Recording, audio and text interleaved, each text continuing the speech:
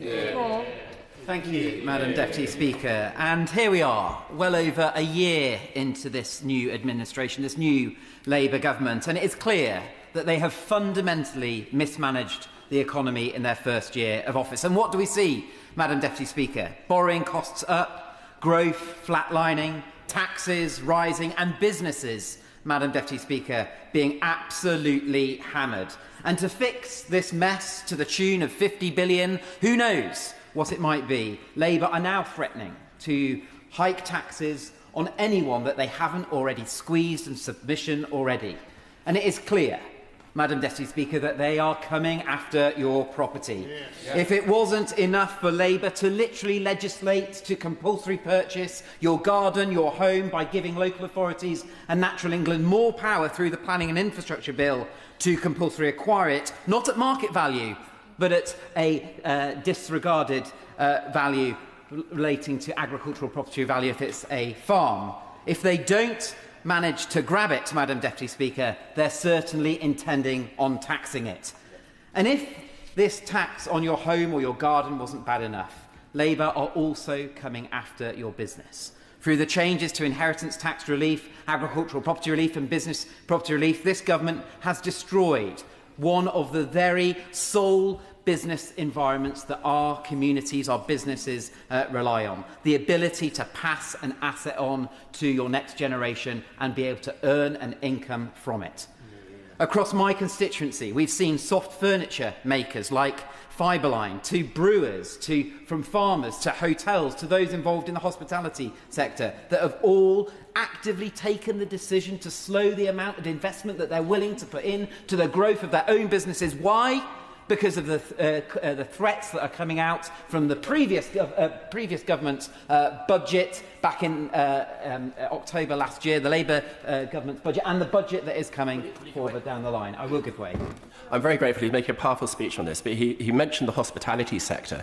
Does he recognise that the government's cruel decision to reduce the discount for business rates discount for the hospitality sector from 75% to 40% doesn't sound too bad? It's actually an increase of tax of 140% on struggling hospitality sector.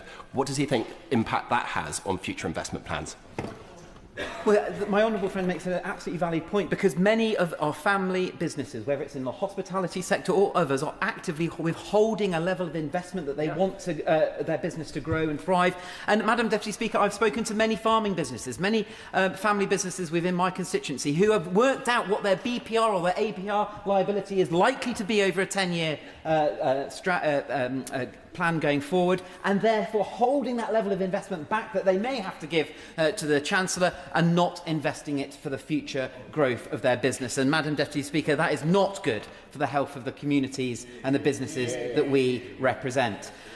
And then there's council tax, Madam Deputy Speaker, with the looming threat that council tax revaluations are going to potentially come down the line, raising the council tax liability on many of those constituents, with properties potentially moving into higher tax bands. For Bradford residents, Madam Deputy Speaker, which includes those residents across Keighley, Ilkley, Sills and the Wirth Valley, we've already had our council tax raised by 10% already. And this is a threat that this Labour government is now putting on, with council tax increasing. And then there is business rate relief being cut, impacting many of our businesses. And, Madam Deputy Speaker, whilst there is threats coming down the line of this revaluation process taking place, I want to raise the case of the Valuation Office. Just this morning I spoke to the Rock family, who have developed Providence Park in Keighley with a huge amount of public funding going into this project, now being told, despite having this project completed in its construction phase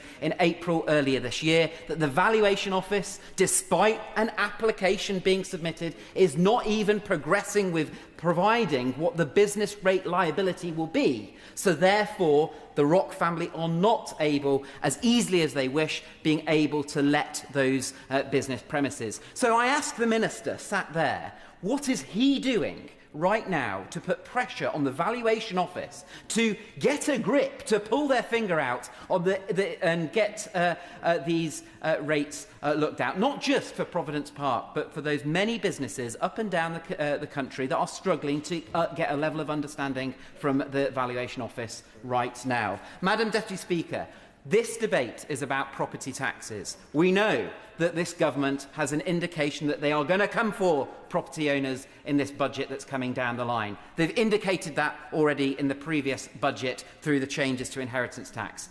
This government must change course for the health, for the good of the economic prosperity of our country. Yeah.